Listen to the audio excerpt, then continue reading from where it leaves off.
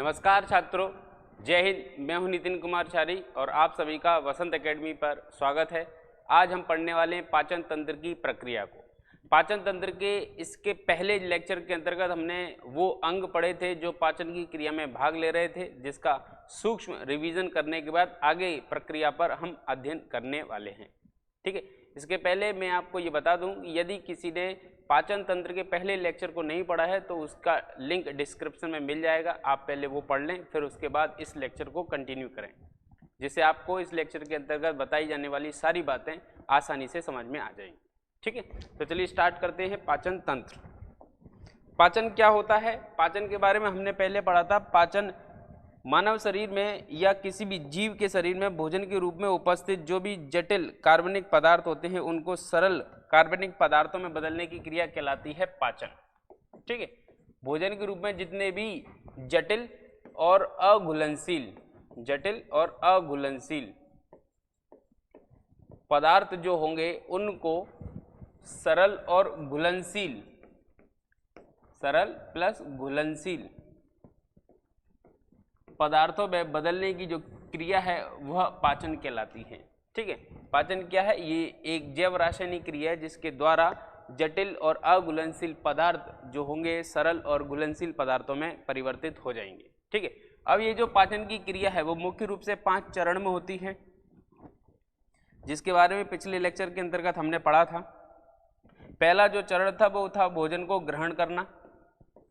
ठीक है, भोजन ग्रहण किया जाएगा, उसके बाद ये क्रिया प्रारंभ होगी, यानी कि पाचन की जो क्रिया है वो प्रारंभ हो जाएगी। जटिल अणुओं को सरल अणुओं में तोड़ दिया जाएगा।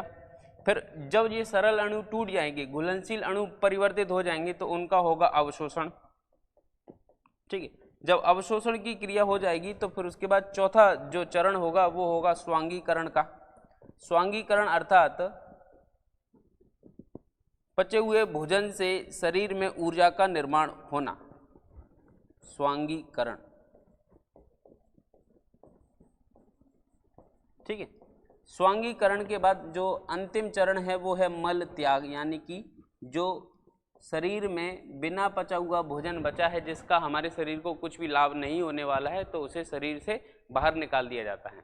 तो ये 5 चरण है जिसके अंतर्गत भोजन के पाचन की क्रिया कंप्लीट होती है। इसके अंतर्गत जो भी अंग भाग लेते हैं उन सभी अंगों को हमने पिछले लेक्चर में पढ़ा था। वो अंग कौन कौन से हैं एक बार उन पर चर्चा कर लेते हैं। ठीक है, पाचन की क्रिया में भाग लेने वाले अंग। तो पाचन की क्रिया में जो अंग भाग लेने वाले हैं वो है सबसे पहला आपका आहार नाल। आहार नाल माउथ से लेके एनस तक लगभग 8 से 10 मीटर लंबी एक नली होती है। ठीक है, जिसके अंतर्गत मुख्य रूप से आपका नंबर 1 मुख, नंबर 2 मुख गुहा अंग पाए जाते हैं, और मुख गुहा के अंतर्गत 3 अंग पाए जाते हैं। सबसे पहला है आपका दांत, फिर जीभ और लार ग्रंथि। ठीक है, ये सारी चीजें हम पिछले लेक्चर में पढ़ चुके हैं, तो पिछले लेक्चर को आप अच्छे से अध्ययन करके आगे बढ़ें। ठीक है, इन 3 के बाद यानी कि दोनों के बाद तीसरा जो अंग है वो है आपका ग्रसनी, यानी कि ईसोफेगस फेरिंग्स, और चौथे नंबर पे है ग्रास नली, ग्रास नली यानी कि ईसोफेगस। 5वें नंबर पे है आपका आमाशय, आमाशय यानी कि स्टमक, और 6वें नंबर पे है आपकी आंत यानी कि इंटेस्टाइन, और जो कि 2 होती हैं, एक छोटी आंत और बड़ी आंत। ठीक है, तो ये आहार नाल है जो लगभग 8 से 10 मीटर लंबी होती है।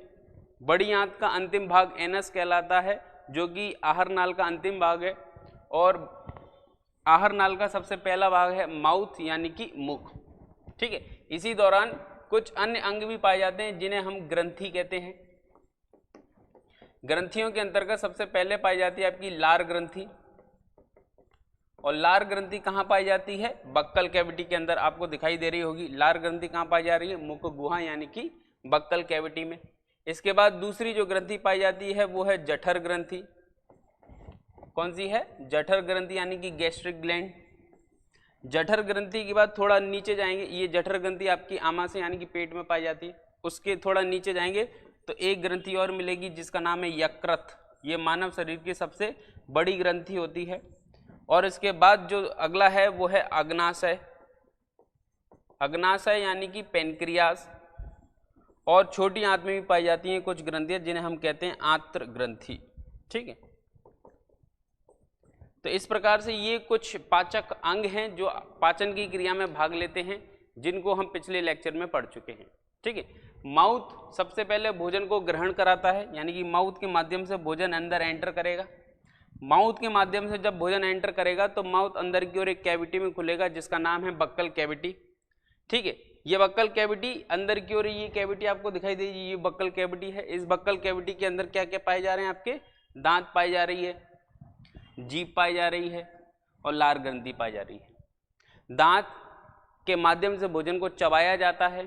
ठीक है, दांत के बाद जीभ जो है वो भोजन को ऊपर नीचे पलटती है जिससे चबाने में सहायता होती है। और लार ग्रंथि से निकलने वाली लार इस भोजन में मिक्स हो जाती है और जब भोजन नीचे की ओर जाता है तो फेरिंग्स इसको नीचे की ओर धकेल देती है। फेरिंग्स के बाद जब भोजन नीचे पहुंचता है तो ग्रास नली यानी कि ईसोफेगस, अर्थात इसको फूड पाइप भी कहते हैं, ये फूड पाइप भोजन को नीचे लेके आती है और स्टमक में छोड़ देती है। स्टमक के अंतर्गत भोजन लगभग 3 से 4 घंटे रखा रहता है और पाचन की क्रिया यहाँ पे अधिकांश तक कंप्लीट होती है। ठीक है, 3 से 4 घंटे के अंदर जो भोजन है जिसको हमने खाया वो जाके कन्वर्ट हो जाता है काइम में, यानी कि भोजन जो है वो अब काइम के रूप में कन्वर्ट हो जाता है। अब हम इसके बाद जब भी भोजन का जिक्र करेंगे, भोजन के बारे में बात करेंगे तो भोजन नहीं बल्कि क्या बोलेंगे? काइम बोलेंगे। आपको समझ में आना चाहिए, काइम मतलब अब भोजन है जो कि स्टमक के बाद की जो क्रिया है वो काइम कहलाएगी, क्योंकि स्टमक के अंतर्गत भोजन काइम में कन्वर्ट हो रहा है। ठीक है, अब ये काइम में कन्वर्ट क्यों हो रहा है? क्योंकि आमाशय के अंदर जठर ग्रंथि पाई जा रही है। ये जठर ग्रंथि क्या काम कर रही है? जठर रस का निर्माण कर रही है। जठर रस के अंतर्गत HCl पाया जाता है, पेप्सिन पाया जाता है और रेनिन पाया जाता है जो पाचन की क्रिया में भाग ले रहा है। ठीक है, फिर जैसे ही भोजन थोड़ा नीचे आता है तो नीचे आता है आपकी छोटी आंत। आंत मतलब सबसे पहले छोटी आंत में फिर बड़ी आंत में।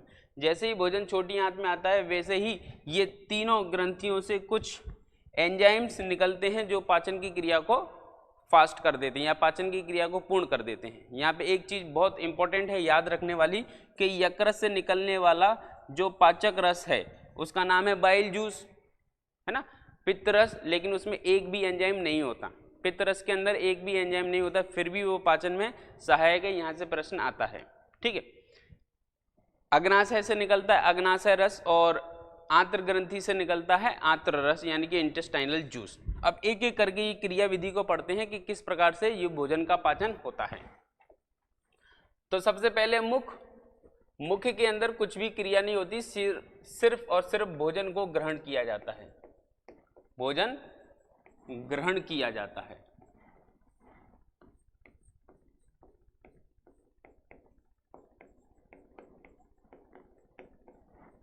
जैसे ही भोजन ग्रहण कर लिया जाएगा वैसे ही बक्कल कैविटी के अंदर भोजन पहुंचेगा, यानी कि मुख गुहा में पहुंचेगा। जैसे ही मुख गुहा में भोजन पहुंचेगा तो सबसे पहले दांत के माध्यम से क्या किया जाएगा? भोजन को चबाया जाएगा। ठीक है, जब भोजन चबाया जाएगा तो साथ ही साथ जीभ के द्वारा क्या किया जाएगा? भोजन को मिक्स किया जाएगा। ठीक है, भोजन को क्या कर रहे हैं? मिक्स कर रहे हैं। जैसे ही भोजन मिक्स होगा तो भोजन के मिक्स होने के साथ साथ यानी कि उसमें लार भी जो रहेगी, भोजन जीभ के माध्यम से ऊपर नीचे पलट दिया और लार इसमें क्या होगी? जीभ के माध्यम से, दांत के माध्यम से इसमें लार क्या हो जाएगी? मिक्स हो जाएगी। लार ग्रंथि, ठीक है, लार ग्रंथि से निकली लार और लार के माध्यम से भोजन क्या हो जाएगा? अम्लीय हो जाएगा। ठीक है, अब ये जो लार ग्रंथि है, इस लार ग्रंथि के अंतर्गत हम देखें तो 3 प्रकार की ग्रंथियां होती हैं, पैरोटिड ग्लैंड, सबमैक्सिलरी और सबमैंडिबुलर। ठीक है, इन तीनों लार ग्रंथियों से जो लार निकल रही है उसमें एक विशेष प्रकार का एंजाइम पाया जाता है। इस एंजाइम का नाम क्या है? Ptyalin enzyme. क्या नाम है? Ptyalin enzyme. ठीक है, ये पाचन की क्रिया में भाग लेने वाला सबसे पहला एंजाइम। जब परीक्षा में पूछा जाए तो आपको याद रखना है कि निम्नलिखित में से सबसे पहला कौन सा एंजाइम है जो पाचन की क्रिया में भाग लेता है, तो वो है टाइलिन। कहाँ से निकल रहा है टाइलिन, तो लार ग्रंथि से निकल रहा है। क्यों निकल रहा है, क्योंकि लार ग्रंथि से लार निकलती है, लार अम्लीय प्रवृत्ति की होती है, ठीक है। अम्लीय प्रवृत्ति की होने के कारण भोजन कैसा हो जाता है, अम्लीय हो जाता है। जैसे ही भोजन अम्लीय होता है पाचन की क्रिया प्रारंभ हो जाती है। लार ग्रंथि जो है वो 3 प्रकार की होती है, पैरोटिड, सबमैक्सिलरी, सबमैंडिबुलर। इनसे जो निकलती है लार, उसके अंदर एंजाइम होता है टाइलिन। ये जो टाइलिन एंजाइम है, जब भोजन हम करते हैं तो भोजन के रूप में जहाँ भी हमको स्टार्च मिलता है, ठीक है, इस स्टार्च को कन्वर्ट कर देता है ये टाइलिन एंजाइम आपके माल्टेज में, ठीक है। इसके पहले भोजन के पाचन के पहले हमने एक पिछला लेक्चर जो पढ़ा था कार्बोहाइड्रेट वाला, पोषण में, पोषण के अंतर्गत जब हमने कार्बोहाइड्रेट पढ़ा था तब वहां पे बताया था कि कार्बोहाइड्रेट 3 प्रकार का होता है, मोनोसैकेराइड, ओलिगोसैकेराइड और पॉलीसैकेराइड। तो मोनोसैकेराइड, ओलिगोसैकेराइड और पॉलीसैकेराइड के अंतर्गत स्टार्च को हमने देखा था कि ये क्या है, एक प्रकार का पॉलीसैकेराइड है, ठीक है। अब ये पॉलीसैकेराइड टूटेगा तो डाइसैकेराइड या ओलिगोसैकेराइड के अंतर्गत किसी भी एक हिस्से में टूटेगा तो ये स्टार्च जो है वो माल्टेज में टूट जाता है। माल्टेज क्या है, सॉरी माल्टेज नहीं, यह माल्टोज है। माल्टेज तो एंजाइम है, तो ये जो माल्टोज है इसमें कन्वर्ट हो जाता है आपका स्टार्च। स्टार्च किस में कन्वर्ट हो रहा है, माल्टोज में कन्वर्ट हो रहा है। और माल्टोज क्या है, एक डाइसैकेराइड है। अब जो डाइसैकेराइड आगे चल के पाचन होगा इसका छोटी आंत में, तो जब ये पाचन होगा तो माल्टोज आपका कन्वर्ट हो जाएगा किसमें, ग्लूकोज में। क्यों, क्योंकि माल्टोज 2 ग्लूकोज के अणुओं से मिलकर बनता है, ठीक है। तो कुल मिलाकर यहाँ पे सबसे पहले भोजन के पाचन की क्रिया अगर हम देख रहे हैं तो हमें कहाँ पे दिखाई दे रही है, बक्कल कैविटी के अंदर दिखाई दे रही है, ठीक है। बक्कल कैविटी के अंदर दांत के माध्यम से भोजन को चबाया गया, आपने भोजन को अच्छे से चबाया, इसलिए लोग बोलते हैं खाना धीमे धीमे आराम से खाना चाहिए, भोजन को अच्छे से चबाना चाहिए। अगर भोजन अच्छे से नहीं चबाएंगे तो ये भोजन जब नीचे जाएगा तो ऐसी स्थिति में इसके पाचन की जो समय सीमा है वो बढ़ जाएगी, यानी ठीक तरीके से पाचन हो नहीं पाएगा, ठीक है। तो भोजन को अच्छे से हमने दांत के द्वारा चबाया। 4 प्रकार के हमारे दांत होते हैं, इंसीजर, कैनाइन, प्रीमोलर और मोलर। ये हमने पिछले लेक्चर में कंप्लीट किए थे, ठीक है। जीभ के 2 काम होते हैं, एक तो भोजन के अंदर लार मिक्स कर देती है, ठीक है, दूसरा भोजन के अंदर जो स्वाद है वो हमको महसूस कराती है, ठीक है। जीभ का अगला हिस्सा हमें मीठे स्वाद को महसूस कराता है और साइड वाले जो हिस्से हैं वो हमें खट्टे और नमकीन स्वाद को महसूस कराते हैं, जबकि जीभ का पिछला हिस्सा जो है वो हमें तीखे और कड़वे स्वाद को महसूस कराता है, ठीक है। और लार इसमें मिक्स कर दी जाती है। लार निकलती कहाँ है, तो लार ग्रंथि से निकलती है। लार एक अम्लीय प्रकृति की होती है जिससे भोजन कैसा हो जाता है, अम्लीय हो जाता है, ठीक है। और लार जो है वो मुख्य रूप से 3 प्रकार की लार ग्रंथियां होती हैं, सब मैक्सिलरी, सब मैंडिबुलर और पैरोटिड। नाम मैंने इसलिए नहीं लिखे क्योंकि पिछले लेक्चर में अपन इस चीज को पढ़ ही चुके हैं। इन तीनों से निकलने वाली जो लार होती है, इस लार के अंदर पाया जाता है आपका टाइलिन एंजाइम, ठीक है। टाइलिन एंजाइम जो होता है वो भोजन के रूप में उपस्थित जितना भी स्टार्च है उस स्टार्च पे क्रिया करता है और स्टार्च को कन्वर्ट कर देता है माल्टोज में। बक्कल कैविटी के अंदर इतना कुछ काम हुआ। इसके बाद जो क्रिया होगी वो क्या होगी कि भोजन को आप चबा रहे हैं, चबाने के साथ साथ आपने क्या किया, लार मिक्स की, टाइलिन आया, वो सारी चीजें हुई और इसके बाद फेरिंग्स में भोजन पहुंचा, यानी कि ग्रसनी में। ग्रसनी क्या करेगी, इसको पीछे की ओर धकेल देगी, भोजन को क्या करेगी, भोजन को पीछे की ओर धकेल देगी। इसका काम क्या है, भोजन को पीछे की ओर धकेलना।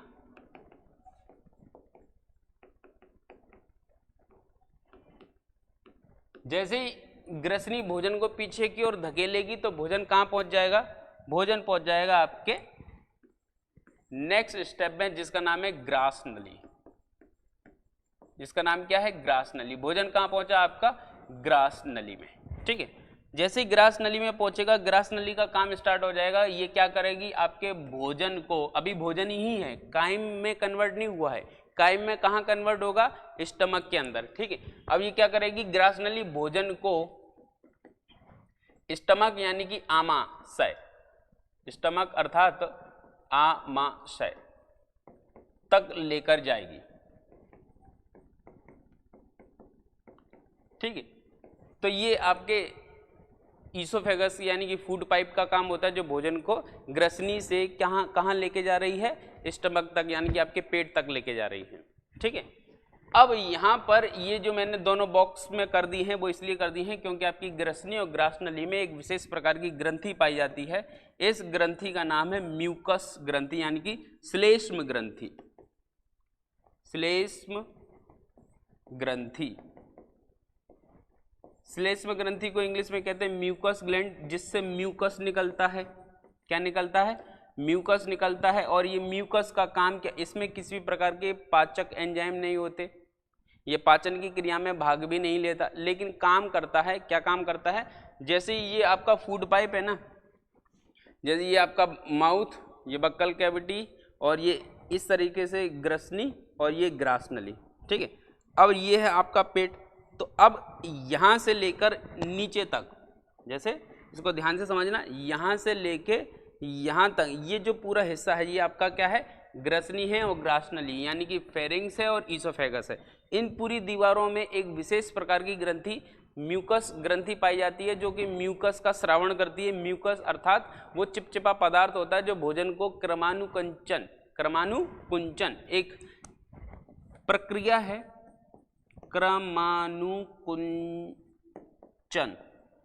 क्रमानुकुंचन की प्रक्रिया के माध्यम से भोजन को धीरे धीरे नीचे खिसकाती जाती है। और नीचे खिसकाने के बाद धीरे धीरे यहाँ से भोजन कहाँ आ जाता है? आपके पेट में आ जाता है, यानी कि स्टमक में आ जाता है। और स्टमक में आने के बाद लगभग 3 से 4 घंटे यहाँ पे भोजन रहता है और भोजन को कन्वर्ट कर दिया जाता है कायम में, ठीक है। तो एक बार और से देख लेते हैं कि सबसे पहले जो भोजन है आपका वो कहाँ पहुँचा? माउथ से भोजन ग्रहण किया गया। फिर भोजन ग्रहण करने के बाद माउथ अंदर की ओर एक कैविटी में खुला, जिसे बक्कल कैविटी नाम दिया गया, जिसमें दांत, जीभ और लार ग्रंथि होती हैं। दांत के माध्यम से भोजन चबाते हैं, जीभ के माध्यम से लार को मिक्स करते हैं और स्वाद, लिख देता हूँ स्वाद। अच्छा, एक चीज और, पुरुषों की अपेक्षा महिलाओं में ये स्वाद कलिकाएं यानी कि टेस्ट बर्ड्स जो होती हैं वो ज़्यादा पाई जाती हैं। ये फैक्ट है ना, महिलाओं में स्वाद कलिकाएं ज़्यादा पाई जाती हैं। अब लार ग्रंथि भी होती है, 3 प्रकार की होती है, जिससे लार निकलती है। जो पीएच वैल्यू उसका देखा जाए तो अम्लीय लगभग 6 के आसपास होता है, 6.4। तो ऐसी स्थिति में ये जो लार पीएच वैल्यू अम्लीय होने के कारण भोजन को अम्लीय बना देती है। और इस लार के अंदर पाया जाता है टाइलिन एंजाइम, और जो टाइलिन एंजाइम है वो स्टार्च को माल्टोज में कन्वर्ट कर देता है। इतना काम हुआ यहाँ पे। फिर उसके बाद जब भोजन आगे की ओर बढ़ता है तो भोजन ग्रसनी और ग्रासनली से होते हुए कहाँ पहुँच जाता है? आपके आमाशय यानी कि पेट में पहुँच जाता है। ये है आपका आमाशय, ठीक है। यहाँ पे भोजन पहुँच जाता है और यहाँ 3 से 4 घंटे रहता है। क्या काम हो रहे हैं 3 से 4 घंटे, अभी थोड़ी देर बाद समझेंगे, ठीक है। ग्रसनी भोजन को पीछे की ओर धकेल देती है और ग्रासनली भोजन को आमाशय तक लेकर जाती है। कैसे लेके जाती है? क्रमानुकुंचन प्रक्रिया के द्वारा। क्रमानुकुंचन की प्रक्रिया क्या होती है? स्टेप बाय स्टेप धीरे धीरे भोजन नीचे की ओर सरकता जाता है। जब आप खाना खाते हैं ना, तो कभी कभी कुछ लोग कहते हैं ना, मैं सूखी रोटी और सूखी सब्जी नहीं खाऊंगा, मेरे को क्या ग्रेवी वाली सब्जी अच्छी लगती है, क्योंकि क्या भोजन फंसता है, एकदम अंदर की ओर निकल जाते हैं ना। जब भोजन फंसता है तो पानी पी जाते हैं अपन, है ना। तो ये क्रमानुकुंचन यानी कि भोजन धीरे धीरे नीचे की ओर पहुंचता है, ठीक है। और इस पहुंचने में मदद करती है आपकी श्लेष्म ग्रंथि यानी कि म्यूकस ग्लैंड, जिससे म्यूकस निकलता है और जो भोजन को नीचे की ओर पहुंचा रहा है। अब इसके बाद है नेक्स्ट आपका नंबर 5 ही है ना, हाँ, नंबर 5 आमाशय। अब आमाशय में पाचन की क्रिया होगी। आमाशय में पाचन की क्रिया किस प्रकार से चल रही है? यहाँ पे एक चीज और समझ लो, माउथ में पाचन नहीं हुआ, बक्कल कैविटी में हुआ, ग्रसनी ग्रासनली में नहीं हुआ, सीधा आमाशय में हो रहा है। यानी कि आमाशय और बक्कल कैविटी 2 जगह पाचन हो रहा है, बाकी की जो अपन ने पढ़े वहां पाचन नहीं हो रहा है, लेकिन पाचन की क्रिया में वो मदद कर रहे हैं, ठीक है। आमाशय में क्या है? आमाशय की दीवारों में एक ग्रंथि पाई जाती है जिसका नाम है जठर ग्रंथि। ये आमाशय की दीवारों में पाई जाती है ग्रंथि जिसका नाम जठर ग्रंथि है। अब इस जठर ग्रंथि से 3 प्रकार के पदार्थ निकलते हैं। एक निकलता है आपका HCl, एक निकलता है आपका पेप्सिन,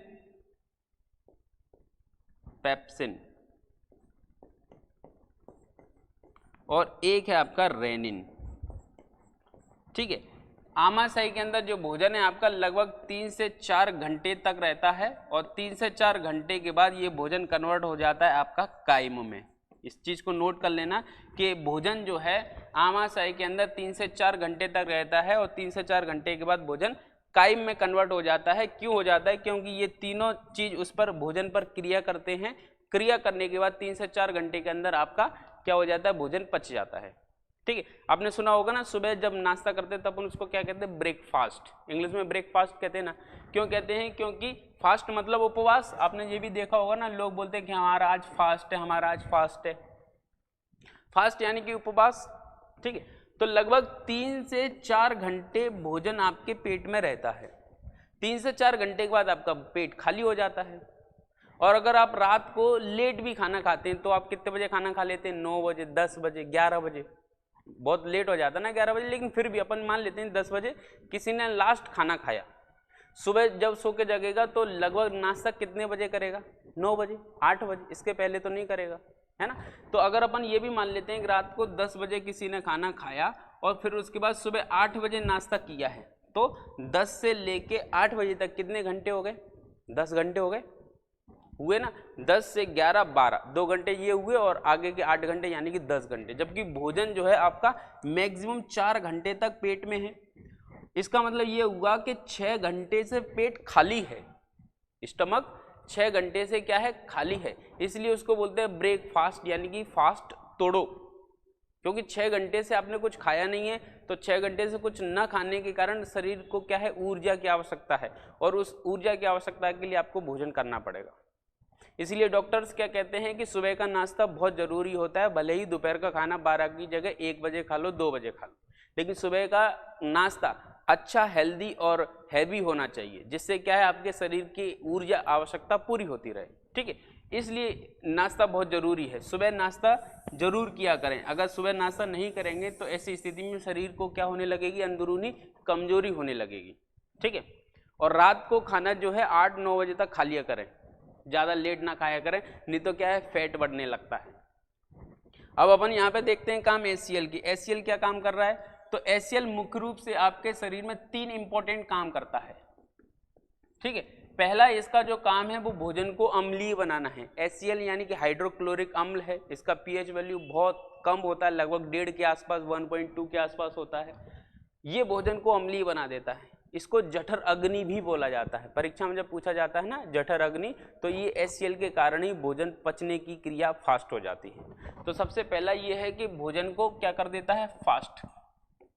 भोजन के पाचन की क्रिया को, है ना, भोजन को नहीं, भोजन के पाचन की क्रिया को फास्ट कर देता है। और दूसरा, भोजन को कैसा बना देता है? अम्लीय बना देता है। अब अम्लीय क्यों बना रहा है? देखो, इसके पहले भी हमने एक जगह पढ़ा था, बक्कल कैविटी में लार ग्रंथि से निकलने वाला जो अम्ल है लार, वो भी अम्लीय है। लार ग्रंथि से जो लार निकल रही वो भी अम्लीय है। और उसके बाद जब पेट के अंदर वो आ रहा है तो ऐसी स्थिति में वो पहले से ही अम्लीय है, और उसके बाद HCl भी अम्लीय है।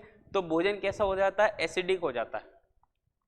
ठीक है, तो भोजन के एसिडिक होने से पाचन की क्रिया क्या हो जाती है? फास्ट हो जाती है।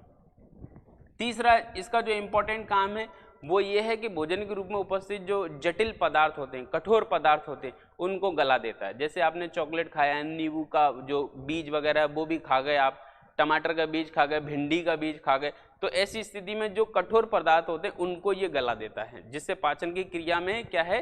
कठोर पदार्थ जो आपके शरीर पर नेगेटिव इफेक्ट डाल रहे हैं उनको भी क्या कर देता है? खत्म कर देता है। साथ ही साथ इसका एक चौथा इंपॉर्टेंट काम और है, ये कठोर पदार्थ को गला देता है।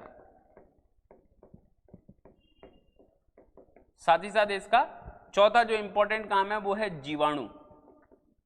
जीवाणु यानी कि बैक्टीरिया को नष्ट कर देता है, नष्ट करना, ये इसका चौथा इंपॉर्टेंट काम है।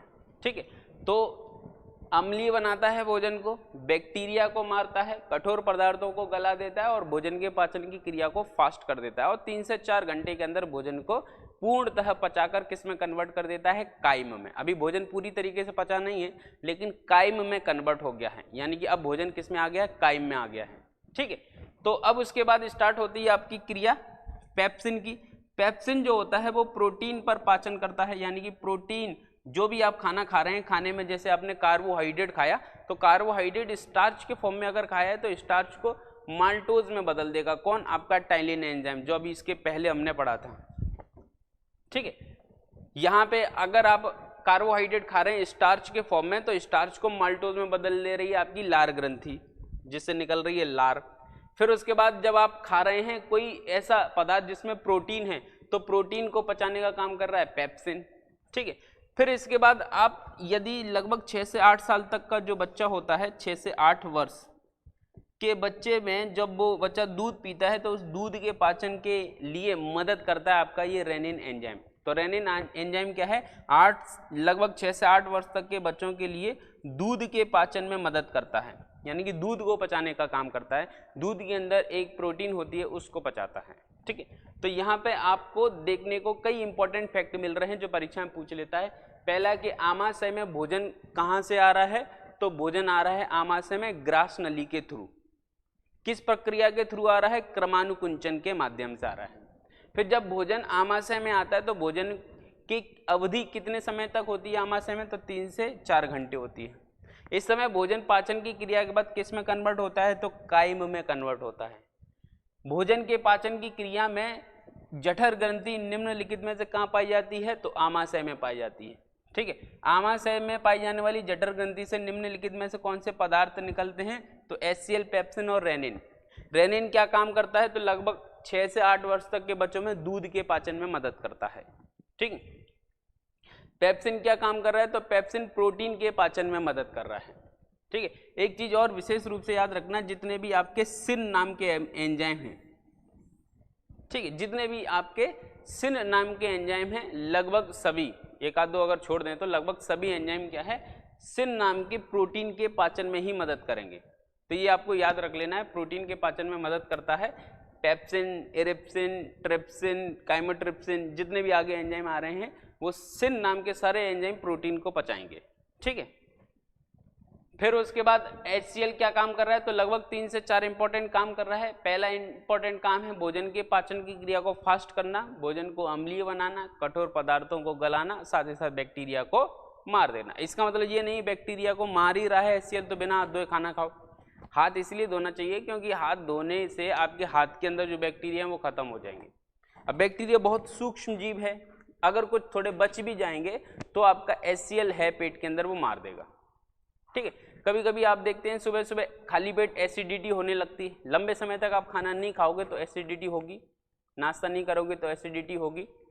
ठीक है, खाली पेट चाय पी लोगे तो एसिडिटी होगी। ऐसी स्थिति में आपको सुबह सुबह खाली पेट चाय नहीं पीनी चाहिए, और सुबह सुबह आप गर्म पानी पिएंगे तो आपके शरीर का जो पाचन की क्रिया है वो तंदुरुस्त रहेगी, ठीक बनी रहेगी। अब इसके बाद अपन आगे चलते हैं कि भोजन आमाशय से पहुंचेगा नीचे की ओर। ठीक है, अब यहाँ पे एक चीज और समझ लो, 6वां नंबर है आंत। और कौन सी आंत है? छोटी आंत। अब यहाँ पे ये है आपका स्टमक। स्टमक के बाद स्टार्ट होती है आपकी छोटी आंत। ठीक है, अब जो छोटी आंत है, स्टमक 3 से 4 घंटे भोजन रखने के बाद, पाचन की क्रिया के बाद, इसको कायम में कन्वर्ट करने के बाद, इतना काम हो जाने के बाद आगे की कहानी शुरू होगी। अब यहाँ पे जो आएगा ये क्या है? आपका कायम है। ठीक है, अब यहाँ पे इस कायम पर क्रिया होगी। तो कायम पर क्रिया कैसे होगी? यहाँ पे एक है आपका यकृत। ठीक है, यहाँ पे इस साइड है आपका एक पेनक्रियास यानी कि अग्नाशय, और इस छोटी आंत के अंदर है आपकी आंत्र ग्रंथि। ये तीनों मिलके एक एक करके काम स्टार्ट करेंगे और भोजन का पाचन अंतिम रूप से कंप्लीट हो जाएगा आपकी छोटी आंत में। अब इन तीनों में से सबसे पहले काम कौन करेगा? इसमें से आप ये मान के चलो जो अग्नाशय है वो थोड़ा मूडी टाइप का आदमी है। जैसे कहते हैं ना कुछ लोग मूडी टाइप के होते हैं ना, कि मैं नहीं करूंगा काम, या अगर मैं काम करूंगा तो पहले आपको ये करना पड़ेगा, ये मेरी शर्त है, उसके बाद। इस टाइप के कुछ लोग होते हैं ना, तो अग्नाशय थोड़ा उसी टाइप का। मान लो अग्नाशय ने क्या कर दी? आपकी एक शर्त रख दी। अग्नाशय बोलता है कि मैं भोजन का पाचन तभी करूंगा जब भोजन अम्लीय ना रहे।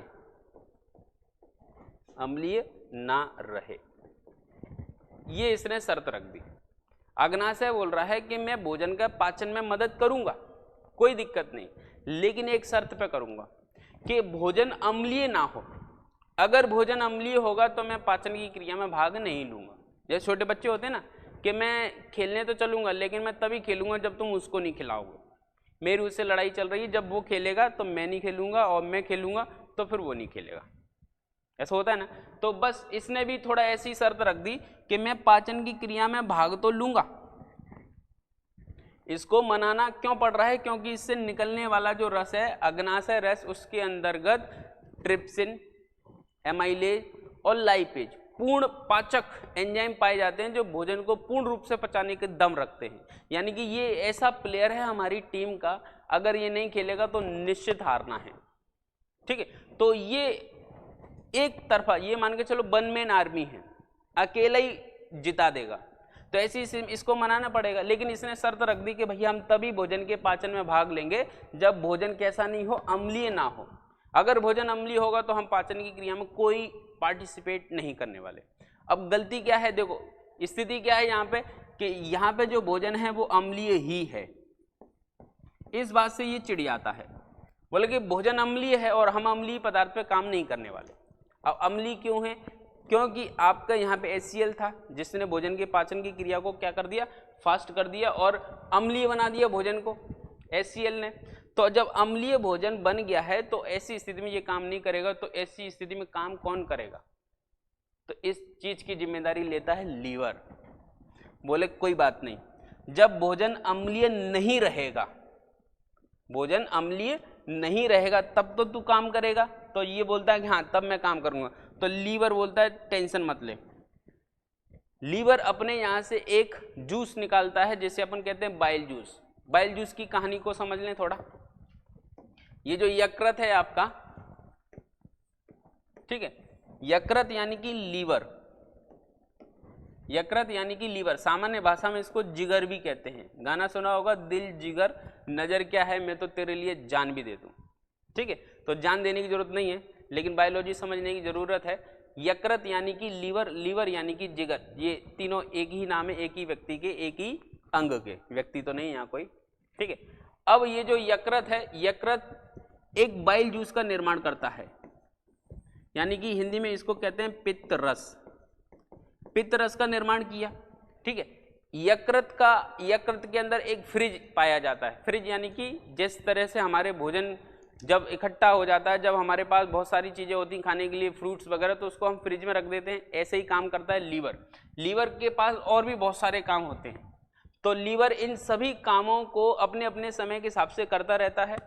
करने के बाद लीवर का काम है बाइल जूस को बनाना, उसने बनाया। बनाने के बाद उसने अपने अंदर पाए जाने वाले फ्रिज यानी कि पित्ताशय, पित्ताशय यानी कि गॉल ब्लैडर, ये लीवर का फ्रिज मान लो, इसके अंदर क्या कर दिया उसने, बाइल जूस को स्टोर कर दिया कि जब आपको जरूरत पड़े कि बाइल जूस जो है वो पित्त रस जो है आपका पित्ताशय से निकलना चालू हो जाएगा। यहीं पे पाया जाता है आपका इस तरीके से मटके जैसी संरचना जो है आपका पित्ताशय, ठीक है। तो लीवर के द्वारा बाइल जूस का क्या होता है, निर्माण। बाइल जूस का निर्माण कौन करता है, लीवर। स्टोर कहाँ होता है, तो स्टोर यानी कि संग्रहित, संग्रहित कहाँ होता है ये बाइल जूस, तो पित्ताशय यानी कि गॉल ब्लैडर में। गॉल ब्लैडर क्या है, लीवर का फ्रिज। लीवर यानी कि यकृत का फ्रिज है जो अपने बनाए हुए पदार्थों को यहाँ स्टोर कर देता है, जिसमें से इसने बाइल जूस को स्टोर कहाँ कर दिया, पित्ताशय में। जब बाइल जूस के जरूरत महसूस होती है तो यहीं से क्या होने लगता है, बाइल जूस निकलने लगता है। यानी कि पित्ताशय से बाइल जूस क्या होने लगता है, स्त्रावित होने लगता है। क्या होने लगता है, स्त्रावित, यानी कि सीक्रेट होने लगता है, निकलने लगता है। यहाँ पे कुछ चीजें थोड़ा कॉम्प्लिकेटेड हो गई हैं, एक बार फिर से मैं उसको समझा देता हूँ कि बाइल जूस यानी कि पित्त रस का जो निर्माण है वो करता है लीवर। निर्माण के बाद इस पित्त रस को स्टोर कर दिया जाता है पित्ताशय यानी कि गॉल ब्लैडर में, और जब पित्त रस की आवश्यकता होती है तो पित्त रस जो है यहीं से पित्ताशय से निकलने लगता है। अब प्रश्न पूछा जाता है कि पित्त रस का निर्माण कौन करता है, तो आपको बताना है लीवर। पित्त रस स्टोर कहाँ होता है, तो आपको बताना है पित्ताशय।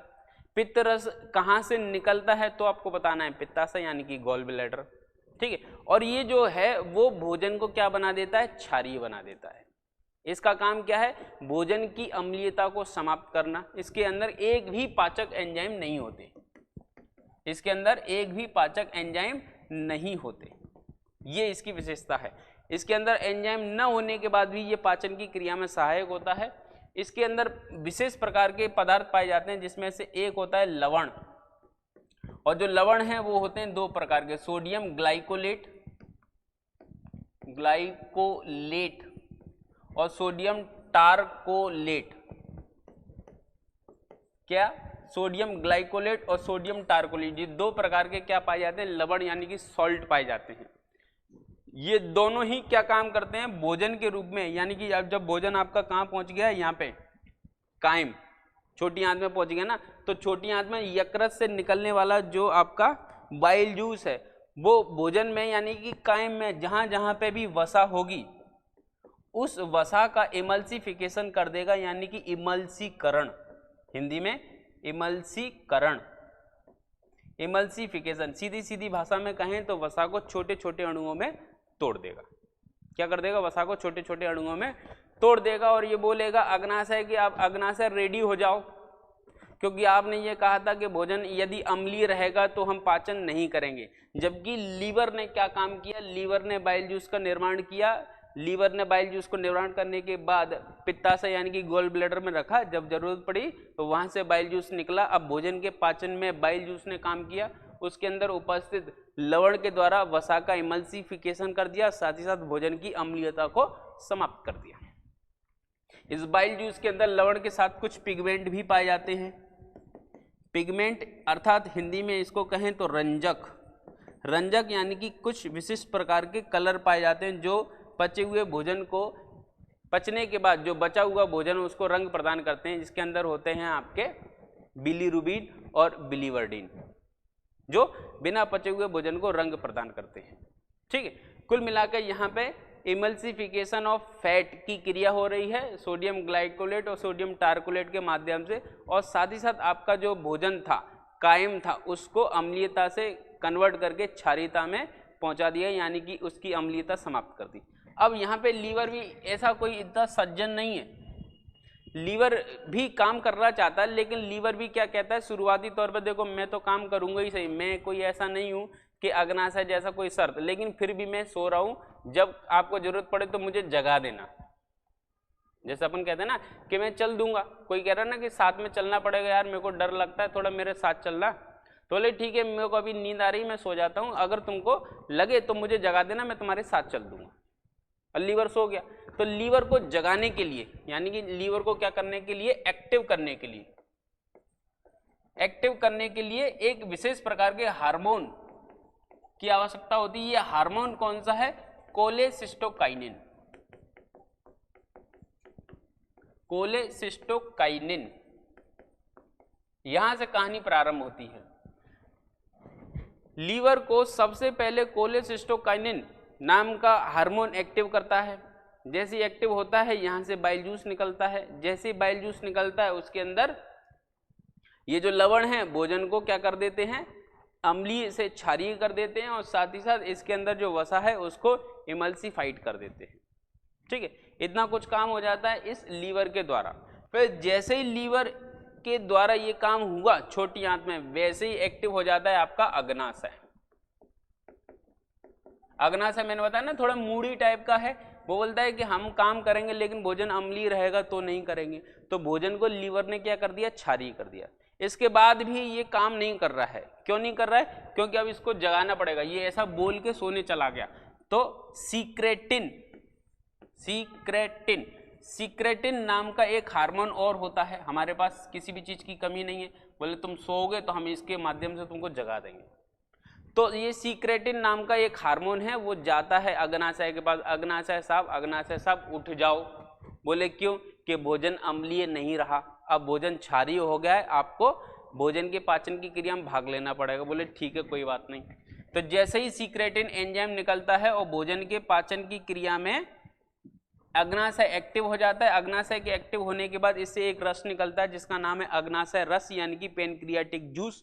ये पैनक्रियाटिक जूस जो होता है इसके अंदर 3 एंजाइम पाए जाते हैं जिन्हें पूर्ण पाचक रस के रूप में देखा जाता है। और इसमें जो पहला है वो है ट्रिप्सिन। क्या है? ट्रिप्सिन। मैंने पहले बताया था ये सिन नाम का एंजाइम किसको पचाएगा? प्रोटीन को पचाएगा। ठीक है। फिर उसके बाद ट्रिप्सिन के बाद है आपका एमाइलेज। एमाइलेज जो होता है मंड अर्थात स्टार्च या सीधे सीधे हम कहें कार्बोहाइड्रेट। ये कार्बोहाइड्रेट को पचाएगा और ग्लूकोज में कन्वर्ट कर देगा। ठीक है, ये ग्लूकोज लिखा हुआ है। फिर उसके बाद है एक लाइपेज। लाइपेज जो एंजाइम है वो काम करेगा आपके उस इमल्सिफाइड फैट पर जिसका काम तमाम किया था लीवर ने। लीवर ने फैट को इमल्सिफाइड किया यानी कि लीवर के द्वारा फैट के पाचन की क्रिया के अंतर्गत फैट को छोटे छोटे अणुओं में तोड़ दिया। अब इस छोटे छोटे टूटे हुए अणुओं पर क्रिया करेगा लाइपेज एंजाइम और उसको पचा के कन्वर्ट कर देगा अन्य भागों में, जैसे ग्लिसरिक अम्ल और अन्य जो छोटे छोटे अणु होंगे जो टूट जाएंगे और उसके बाद इन सब का क्या होगा? अवशोषण। ठीक है, तो यहाँ पे आपने क्या देखा? यहाँ पे एक एक करके एक बार फिर से समझ लेते हैं कि ये है आपका स्टमक। स्टमक के बाद जो भोजन है वो आपका कहाँ आया? छोटी आंत में आया। ठीक है, जब वो भोजन छोटी आंत में आया तो छोटी आंत में आने के बाद क्या हुआ? लीवर से क्या निकला? एक रस, एक जूस निकला जिसका नाम था बाइल जूस। और बाइल जूस छोटी आंत में आकर भोजन को अम्लीय से क्षारीय बनाया और फैट का एमल्सिफाइड किया। जैसे क्षारीय हो गया वैसे ही यहाँ पे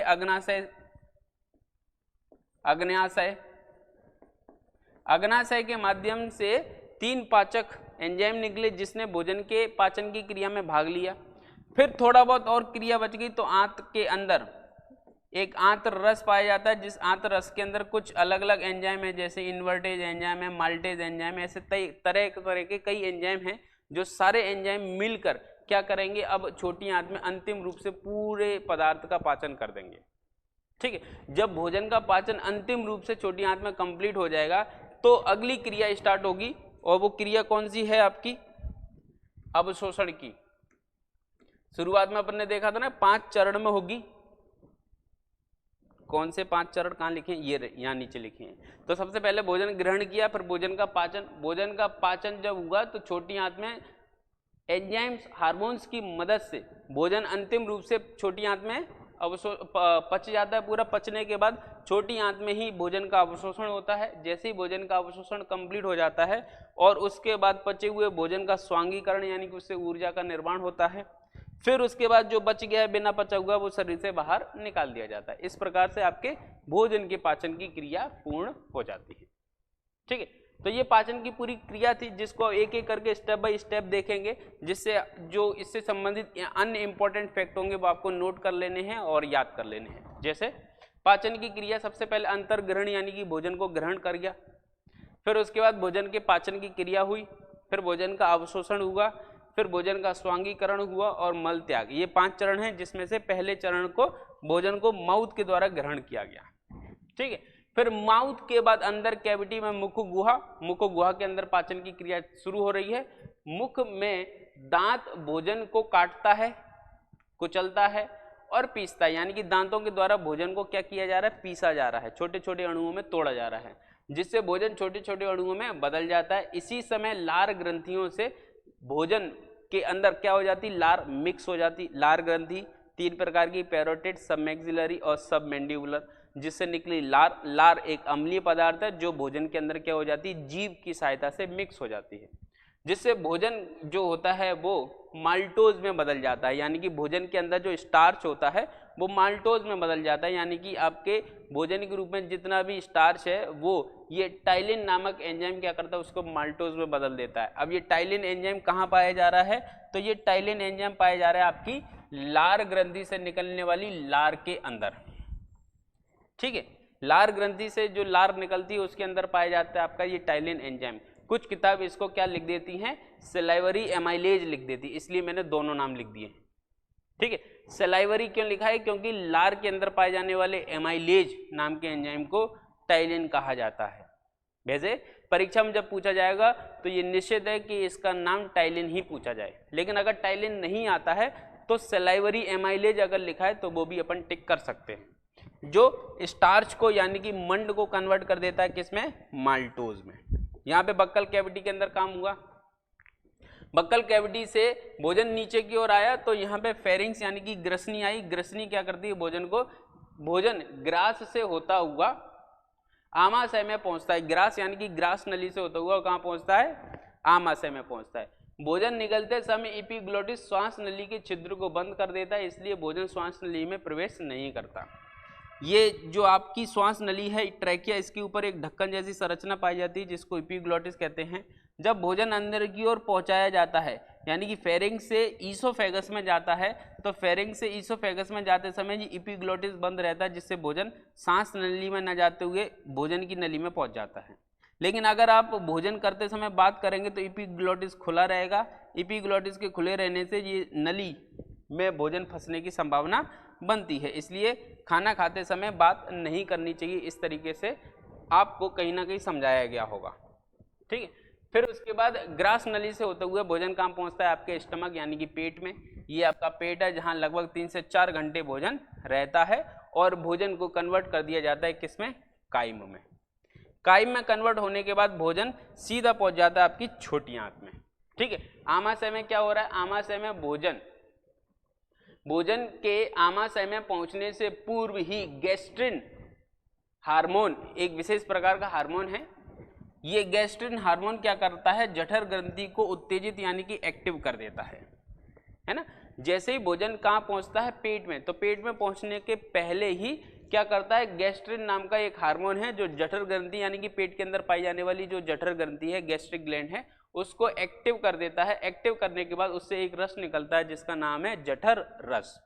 परीक्षा में पूछा जाएगा कि गैस्ट्रिन हार्मोन क्या काम कर रहा है, तो गैस्ट्रिन हार्मोन आपकी जठर ग्रंथि को एक्टिव कर रहा है, ठीक है।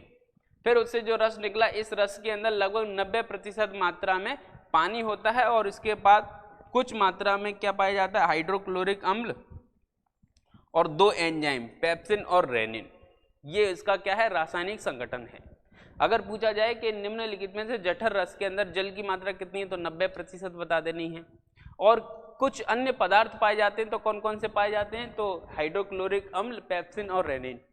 कुल पूछे जाएंगे तो आप कितने बताओगे, 4।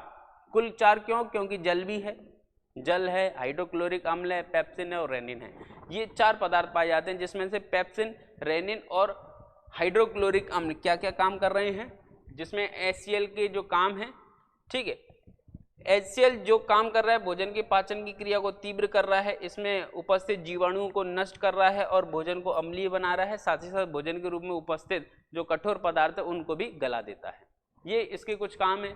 आमाशय की ऑफसिटिक कोशिका होती हैं जहां से HCl का निर्माण होता है या उसका सीक्रेशन होता है। ये एक SI की परीक्षा में पूछा गया फैक्ट है, तो आपको याद कर लेना है कि HCl जो है वो कहाँ से निकल रहा है, तो पेट की यानी कि आमाशय की ऑफसिटिक कोशिका से निकल रहा है, ठीक है। ये डायरेक्टली इंपॉर्टेंट फैक्टर जो टॉपिक से जुड़े हुए हैं जो आपको याद कर लेने हैं, ठीक है। इसके बाद है पेप्सिन।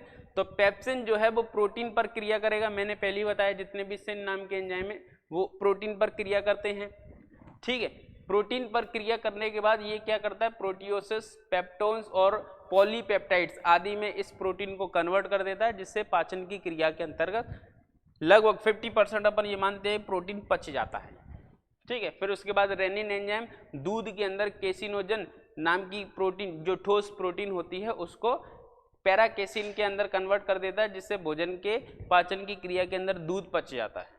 आमाशय में भोजन जो है वो काइम के रूप में कन्वर्ट हो जाता है और जो इसके बाद आगे चल के किस में पहुंचता है, छोटी आंत में, ठीक है। छोटी आंत में जैसे ही भोजन पहुंचता है तो छोटी आंत में भोजन के पहुंचने के बाद कोलिसिस्टोकाइनिन नाम का एक हार्मोन होता है जो एक्टिव कर देता है आपके पित्ताशय को, और पित्ताशय के एक्टिव होने के बाद इससे निकलता है पित्तरस, ठीक है। जो पित्तरस होता है इसमें किसी प्रकार के पाचक एंजाइम नहीं पाए जाते। पाचक एंजाइम के न होने के बाद भी ये भोजन की क्रिया में भाग लेता है, ठीक है।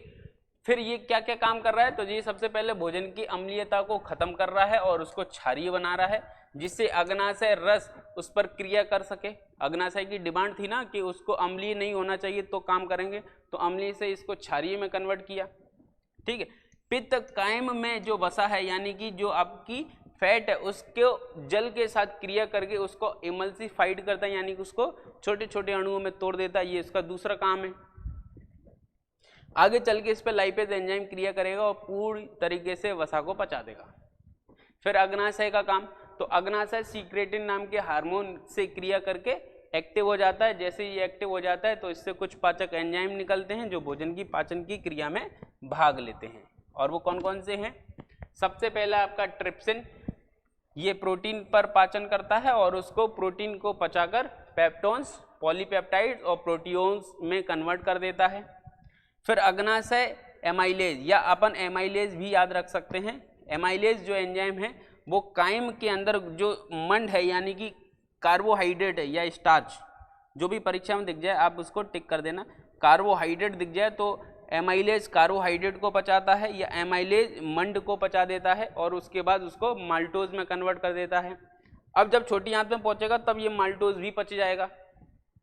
फिर उसके बाद आपका लाइपेज, जो लाइपेज इमल्सिफाइड फैट थी, जो वसा आपकी पाचन हो चुका था, वसा का इमल्सिफिकेशन हो चुका था, उस इमल्सिफाइड फैट पर ये लाइपेज एंजाइम क्या कर देगा, उसको फैटी एसिड यानी कि बसी अम्ल और ग्लिसरॉल में कन्वर्ट कर देगा, जिससे वसा का पाचन हो जाएगा।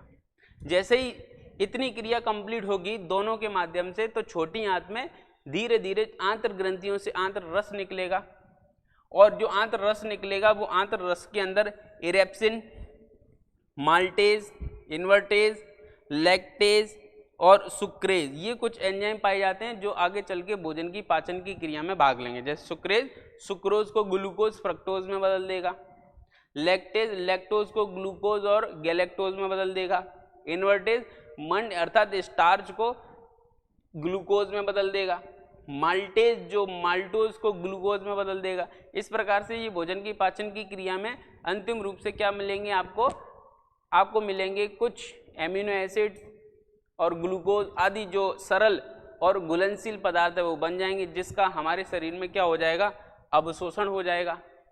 अवशोषण कहाँ हो रहा है, तो छोटी आंत में ही एक छोटी छोटी उंगली जैसी संरचना पाई जाती है जिन्हें हम कहते हैं विलाई।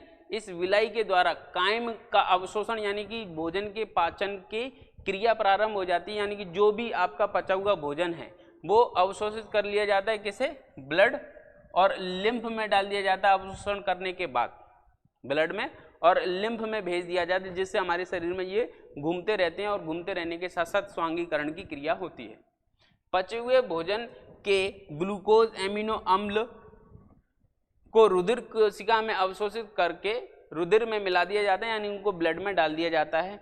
वसा अम्ल यानी कि फैटी एसिड और ग्लिसरॉल लसिका वाहिनियों द्वारा शरीर के विभिन्न भागों में पहुंचाया जाता है। यानी कि आप यहाँ पे याद रखना कि जब भोजन का अवशोषण होता है तो अवशोषण में जो आपका फैट पचता है, ग्लिसरिक अम्ल यानी कि फैटी एसिड और ग्लिसरॉल, इन दो चीज़ों में जब वो टूटता है तो इसका अवशोषण होने के बाद इसको लसिका वाहिनियों में डाला जाता है, जबकि आपके ग्लूकोज और एमिनो अम्ल को ब्लड में डाला जाता है।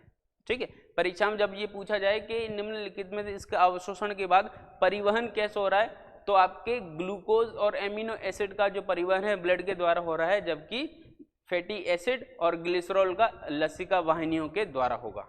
ठीक है, फिर नेक्स्ट अवशोषण के बाद स्वांगीकरण, जब ग्लूकोज एमिनो अम्ल और वसा अम्ल ग्लिसरॉल वगैरह वगैरह जितनी भी चीज़ें जो बच गई हैं, जिनका पाचन हो चुका है, अवशोषण हो चुका है, तो ये शरीर में कोशिकाओं के माध्यम से क्या होता है, इनका स्वांगीकरण होता है। स्वांगीकरण के बाद जब हम इससे ऊर्जा का निर्माण कर लेते हैं।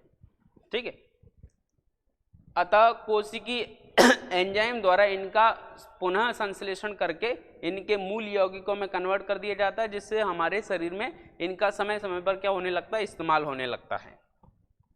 और जो खाना बच गया है, जो वेस्ट मटेरियल बना है, उसको शरीर से हम बाहर निकाल देते हैं और इसको कहते हैं मल त्याग की प्रक्रिया। और इस प्रकार से आपके शरीर में भोजन का पाचन पूरी तरीके से कंप्लीट हो जाता है। साथ ही साथ ये लेक्चर भी कंप्लीट हो गया है और इसके बाद नए एक तंत्र यानी कि सिस्टम के साथ फिर से मुलाकात होगी। अभी इजाज़त दीजिए, जय हिंद। और अभी तक किसी ने अगर चैनल को सब्सक्राइब नहीं किया है तो प्लीज़ सब्सक्राइब करें, लाइक करें और शेयर करें, जिससे इस प्रकार के वीडियोज़ लगातार आपको मिलते रहें। जय हिंद।